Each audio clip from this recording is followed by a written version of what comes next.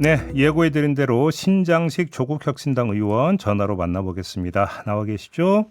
네, 안녕하세요. 네. 신장식입니다. 이재명 대통령이 거의 속전속결로 3명의 특검을 지명을 했는데요. 네, 네. 상당히 빠르네요. 예상하셨습니까? 빠르게 지명을 할 거다라고 예상은 했습니다. 네. 왜냐하면 지금 특검 수사가 빠르게 시작돼야 돼 여러 가지 국민적인 여론도 있고 그리고 필요성도 있고요. 네. 그리고 G7 회의 출국 전에 마무리를 하려고 하는 것 같다라고 저희들이 추정을 했고, 그래서 출국 전에 판단을 하실 수 있도록 저희들도 어제 오후에 네. 추천서를 인사혁신처에 넘겼거든요. 네, 그런데 밤 11시에 나올 줄은 몰랐어요. 그러니까.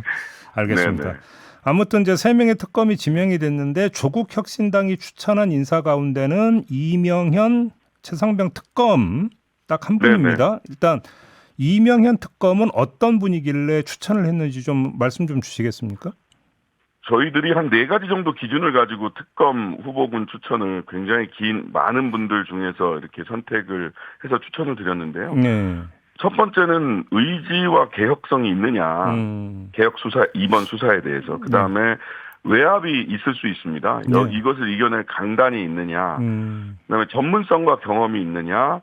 그리고 수사팀 전체를 이끌 수 있는 리더십이 있느냐. 이런 4가지 기준을 놓고 사람을 물색을 했고요. 이명현 특검 같은 경우는 군 법무관으로 대부분의 법률가로서의 삶을 살아오셨고요. 여러분 기억하시는지 모르겠습니다만 2004년에 군 장성 진급 비리 사건이 있었습니다. 네네네. 예. 그 진급할 사람들을 당시 참모총장이 미리 다 찍었다는 거죠. 원래는 그 인사추천위원회에 그 검증을 거쳐야 되는데 그 검증 전에 미리 다 찍었다라고 하는 사건이 있었는데, 그때 최광욱 변호사하고 이명현 변호사가 당시 수사 및 기소 검사였습니다. 그래요? 예. 그래서 의지, 개혁성, 그다음에 전문성, 경험, 강단, 이게 사실 군 내부에서 엄청난 외압이 있었다라는 거를 이제 저도 최강욱 의원 통해서 전해 들은 바가 있는데 이걸 다 이겨냈던 분이시거든요. 알겠습니다. 조은석 내란 특검과 민중기 김건희 특검은 이제 민주당 추천 케이스인데 아무튼 이 두 특검은 어떻게 평가하십니까? 저희들로서는 저희들이 추천을 할 때는 최선을 다해서 한 명은 민주당, 2명은 조국혁신당, 또 2명은 누구 이렇게 생각하고 추천하지 않았거든요. 네네네. 최적임자를 저희들은 나름 선별을 해서 추천을 했는데 그래서 저희들로서는 특히나 이 조국혁신당 추천에 응해주신 한동수 변호사님이나 심재철 전 검사장이나 서울 남부지검장까지 하셨었는데 충분히 자격이 있는 분인데 최종 후보로 낙점받지 못해서 두 분에게 사실은 저희는 조금 죄송한 마음이 있고요. 예.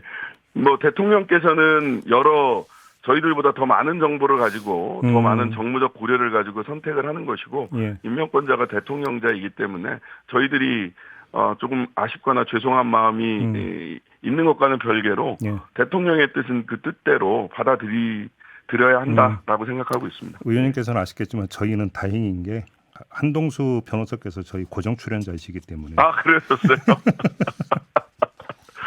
취임 전에 마지막 인터뷰를 크게 한번 하시면 좋을 뻔했는데. 알겠습니다. 이제 앞으로 특검의 활약상을 좀 앞으로 지켜볼 사안이고요. 네네.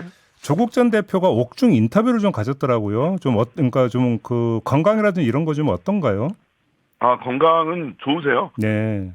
대선 직후에도 제가 한번 직접 찾아뵙고 이렇게 어떠신가 하고 이런저런 말씀을 나눴는데 몸무게는 한 3, 4kg 정도 빠졌습니다. 근데 그게 이제 건강하게 열심히 운동하고 책 읽고 편지 쓰고 또 조만간 또 책을 한 권 더 내신다고 해서 책 내는 원고 쓰고 이렇게 굉장히 규칙적인 생활을 하고 계시죠. 다만 조금 답답해하는 것은 지금 굉장히 새로운 정부가 이재명 정부가 출범을 하면서 이재명 정부는 반드시 성공해야 된다라고 하는 말씀을 굉장히 자주 하세요. 만난 사람마다. 근데 이제 본인이 법률 전문가로서 이런저런 조금 더 제약 없이 이재명 정부를 도울 수 있는 방법 것들이 있는데 이게 이제 간접적인 방식으로 이루어지니까 이렇게 네. 뭐 편지를 통한 기고라든지 이런 부분에서는 좀 답답함을 느끼시는 게 아닐까? 이건 저의 해석입니다. 네. 예. 싶은 생각은 들더라고요. 근데 이제 뭐 조국 전 대표의 사면 문제가 일단 지금 수면으로 부상을 했습니다. 네네. 사면이 꼭 필요하다 이런 입장이실까요? 아니 이거는 이제 이 사람들마다 입장이 조금씩 다른 것 같습니다. 네. 예. 우선 저희 당원들과 지지자들이 네. 조국 대표님 빨리 보고 싶다라고 하는 거는 그냥 인지상정인 네, 그렇게 것 했죠. 같아요. 예, 그 인지상정인 것 같고. 예. 근데 이제 조 대표는 뭐 오롯이 성찰과 미래만을 그런 시간만을 보내고 있다. 본인 당사자가 사면권자가 계신데 당사자가 왈가왈부하는 것은 적절치 않다라고 딱 잘라서 말씀을 하셨고, 근데 또 지난 화요일에는 시민사회나 종교계 지도자들께서 뭐 조금 더 늘어날 것 같긴 한데 조국 대표를 직접 언급하지는 않으셨어요. 근데 검찰 독재 피해자들, 뭐 민생사범, 그다음에 특히나 이제 노동자들, 윤석열 씨가 이제 건폭몰이하면서 기소된 건설 노동자들이 한 200명 되더라고요. 아, 그렇게 많았나요? 그분들 말씀 들어보니까. 예, 그렇습니다. 구속된 분들도 굉장히 많고, 그다음에 또 그 정권 초기에 화물연대 노동자들 심하게 한번 때려잡았잖아요. 그때 파업해가지고. 그분들도 그분들도 굉장히 억울한 분들이 좀 많으세요. 그래서 이런 분들 그다음에 민생사범 포함하고 그다음에 보니까 문재인 정부 시절에 그 구속 내지는 기소된 분들 굉장히 문재인 정부 시절 공무원들. 월성원전 같은 경우는 그렇게 대규모 수사를 했는데 결국 무죄 났죠. 그다음에 저희 당에 있는 김학의 불법 출금을 막으려고 했던 분들 다 무죄 났습니다. 이런 분들 사법 피해자죠. 그러니까 사면복권 대상이 조국에 한정된 것도 아니고, 그다음에 그 피해를 회복한다는 것이 사면복권만 있는 게 아니에요. 이렇게 무죄를 결과적으로 받은 분들, 이분들의 명예는 그럼 어떻게 회복시켜드려야 되느냐. 이런 부분들을 저는 논의할 때가 되었다라는 생각은 합니다. 이제 그 조국 혁신당에서 조국 전 대표의 사면을 바라는 거야. 조금 전에 말씀드린 인지상정일 것 같은데 문제는 이제 그런데 반응이 어떠냐를 좀 살펴봐야 되는데. 정성호 민주당 의원 같은 경우는 사면 필요성을 언급을 했어요. 하지만 또 전현희 최고위원 같은 경우는 사면 이야기는 좀 바람직하지 않다. 또 이렇게 좀 약간 부정적으로 이야기를 했는데. 저는 뭐 크게 다른 말씀은 아니라고 보는데요. 그래요? 뭐 공개적으로 이제 정성호 의원님도 그렇고 뭐 소위 친명계 좌장이라 불리시는 분이죠. 정성호 의원님. 그다음에 박지원 의원님도 공개적으로 빨리 사면해줘야 된다, 사면해야 된다 이런 말씀을 하시던데 전현희 의원 같은 경우는 특정인에 대한 사면을 언급하는 거는 뭐 그 사면권자에게 부담을 주는 일 아니냐 또는 뭐 사면권과 관련돼서 이런저런 논의가 있었기 때문에 관련돼서 뭐 걱정을 전한 것이고 저는 뭐 이런 걱정도 있고 인지상정이나 도리도 있고 또 뭐 정의의 회복이라는 측면에서도 다양한 그 근거와 주장이 있을 수 있다고 생각을 합니다. 그러한 다양한 근거와 주장을 사면권자는 대통령 한 분이잖아요. 그렇죠. 예, 대통령이 종합적으로 고려해서 결단해야 될 문제다라고 생각을 합니다. 만약에 이제 사면을 한다 하더라도 언제 하느냐도 사실은 중요한 부분인데 빠르면 빠를수록 좋다. 광복절 사면으로 가야 된다. 혹시 이런 입장이실까요? 그런 뭐 저 입장이라기보다는 뭐 당원과 지지자들의 인지상정 그리고 저는 뭐 같은 당에서 국회의원을 하는 사람으로서의 도리는 빨리 보고 싶다. 그리고 빨리 봤으면 좋겠습니다라고 하는 건 뭐 당연한 거라고 보고요. 알겠습니다. 이제 살펴보니까 그 YS 때는 9일 취임 9일, DJ 때는 취임 10일 만에 사면을 하기도 했습니다. 그랬나요? 그런 사례가 있었나요? 네, 그런 사례가 있습니다. 알겠습니다.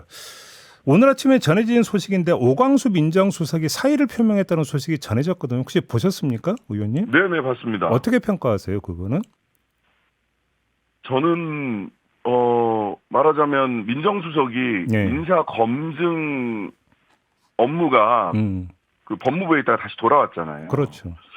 여기에 대한 말하자면 민정수석이 인사 검증 업무 담당자인데 차명수석이다 이런 그 이야기를 듣는 것은 적절치 않겠다라고 스스로 판단을 하신 것 같아요. 예. 뭐 여러 가지 공개적으로 의견 표명을 하신 분도 있고 저희 당에서도 또 물밑으로 개인적 의견을 제시하신 분들도 계시는데 저는 이제 이재명 대통령이 일을 해보신 그걸 보면 실은 지금 국무회의를 하는 것도 그렇고 본인이 누구와도 일할 수 있다는 그 경험적 자신감을 가지고 계신 것 같습니다. 그게 이재명 대통령의 가장 큰 자산 중에 하나이기도 하고요. 성남시장 할 때도 경기도지사 할 때도 실은 성남시장 최초에 들어갔을 때 그 주변에 뭐 이재명 사람이라는 불릴 만한 공무원들 없었거든요. 근데 그 사람들을 데리고도 성과를 낼 수 있다라는 자신감이 있는데, 근데 이제 대통령의 자리는 조금 다른 것 같아요. 거의 그 육면, 사면이 아니라 아래 위에서까지 다 국민들이 수족관에 들여다보듯이 다 들여다보고 계시고, 그러니까 인사 자체가 주는 메시지가 굉장히 강력하게 국민들에게 영향을 끼칠 수 있기 때문에 본인의 장점 과 함께 그런 수족관 안에 들어가 있고 인사 자체가 주는 메시지가 있을 수 있다는 점을 조금 더 고려하시게 되는 계기가 되지 않을까 싶습니다. 알겠습니다. 당론 발의는 아니지만 민주당 의원들이 검찰 개혁 관련 법안을 지금 발의를 했습니다. 지금 조국 혁신당도 이제 검찰 개혁을 아주 강하게 주장을 해왔던 정당인데 어떤 점이 같고 어떤 점이 좀 약간 다를까요? 지금 뭐 대체로 비슷한데요. 일단 수사권과 기소권을 완전히 분리한다라고 하는 측면에서 매우 유사하다. 기본 논리가. 근데 이제 크게 차이가 나는 점을 보니까 중수청 수사 전담하는 중대수사 전담하는 중수청을 어디에 둘 거냐가 차이가 있더라고요. 민영배 의원이나 그 김용민 의원이 이렇게 발의한 데는 중수청을 행안부 쪽에다가 두세요. 저희들은 법무부에다가 그대로 공소청과 중수청을 둔다는 건데 이렇게 됐을 때 저희들이 고민이 깊었습니다. 이게 뭐 어느 한쪽이 옳다 그러다가 아니라 저희들이 걱정했던 점은 뭐냐면 행안부에 경찰이 있지 않습니까? 그렇죠. 지나치게 행안부의 경찰력이 비대해질 수 있다라는 우려가 있었습니다. 그래서 저희들은 법무부에 중수청을 둔다고 했고요. 아마 김용민 의원 측에서도 그 부분을 우려를 했나 봐요. 행안부의 경찰력이 지나치게 비대해지는 거 아니냐, 수사권이. 그래서 총리실 산하에다가 국가수사위원회를 두는 방식으로 해서 한 번 더 통제하는 틀을 두었더라고요. 왜 그런 구조를 짰는지는 저희들은 충분히 이해하고 있고요. 따라서 무엇이 조금 더 실용적이고도 합리적인지는 법사위에서 같이 올려놓고 논의하면 되는 부분이겠다라고 생각합니다. 그래서 더 중요한 것은 시기입니다. 내용은 논의하면 되겠다 싶고요. 충분히 이해가 가요. 왜 그랬는지. 근데 한동훈 전 대표 같은 경우는 할 일을 제대로 하는 검찰을 두려워해야 할 것은 오직 범죄자뿐이다. 한마디로 이재명 정부판 문화혁명의 시작이다. 이렇게 아주 뭐 강하게 비난했는데 이건 어떻게 평가하십니까? 두 가지인데요. 첫 번째는 허세로 보이고요. 허세? 그다음에 두 번째는 보다 더 중요한데 윤석열 검찰 독재가 일을 제대로 했습니까? 윤석열 검찰 독재가 그 검찰이 제대로 일을 했다는 것을 전제하고 있어요. 윤석열 검찰 독재의 황태자다 할 말은 아닙니다. 그래요. 일말의 반성도 없어요 지금. 잘했다는 겁니까? 국민들이 지금 윤석열 검찰 독재 잘했다고 생각을 하나요? 아까도 이 인터뷰 초기에도 말씀드렸습니다마는 권폭몰이에서 200명을 기소했어요. 이게 잘한 검찰입니까? 참. 알겠습니다. 지금 의원님 지금 원내 수석 부대표 맡고 계시잖아요. 지금 조국 혁신당이 이제 풀고자 하는 과제 가운데 하나가 원내 교섭단체 구속 요건을 완화하는 거. 지금 이건 혹시 좀 민주당하고 논의가 좀 계속 진행이 되고 있습니까? 어떻습니까? 뭐 이게 민주당하고 논의가 계속 진행이 됐기 때문에 저희들이 그 야 5당과 또 또 광장을 주도했던 시민사회 진영하고 같이 선언문에 네. 세 차례 선언문을 냈는데 그 세 차례 선언문에 예, 원내교섭단체 구성 요건을 완화해야 된다는 내용이 들어가 있는 거고요. 네네. 다만 지금 이제 대선 끝나고 나서 그 몇 차례 이야기들을 좀 했는데 네. 문제는 원내대표가 오늘 새로 뽑히지 않습니까? 그렇죠, 그렇죠. 민주당. 예. 그러다 보니까 저희들로서는 12일 날 본회의가 열린다면 그때 동시에 처리하는 절차를 밟았으면 좋겠다라는 뜻을 전달을 드렸었죠. 예. 근데 12일 날 본회의가 열리지 않았고 예. 오늘 원내교섭단체 대표가 선출이 되니까 이제 새로 구성되는 민주당 원내대표단과 협의를 이어가야 될 것 같고요. 그러면 잠깐만요, 의원님. 그럼 박찬대 원내대표와는 얘기가 거의 다 끝난 상태였다. 혹시 이런 말씀이실까요? 아니 그거는 마지막으로 저희들의 의사를 전달을 드렸던 거고요. 네네네. 내부적인 절차는 한 번 더 거쳐야 되는 상황에 있었습니다. 내부적인 절차는 이제 민주당 의원총회를 열어서 그렇죠.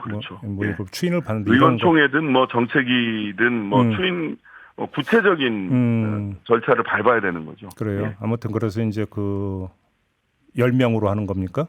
요건은? 저희 당 안은 예. 10명이고요. 예. 민영배 의원도 10명으로 내셨고요. 민주당에. 예. 박홍근 의원은 민주당은 15석으로 냈고 그다음에 조승래 의원님 같은 분은 상임위원회 숫자가 14개니까 교섭단체라면 상임위 전체를 조금 다 들여다보고 볼 수 있어야 되지 않겠냐 해서 14개 안을 내신 분도 계세요. 오, 그렇군요. 법안으로 내지는 않으셨지만. 예.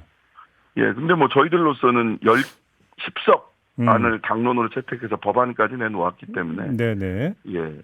그리고 이 교섭단체 요건 하나 관련해서는 국민청원도 들어와 있습니다. 그래서 청원도 한번 운영위원회에서 다루긴 해야 됩니다.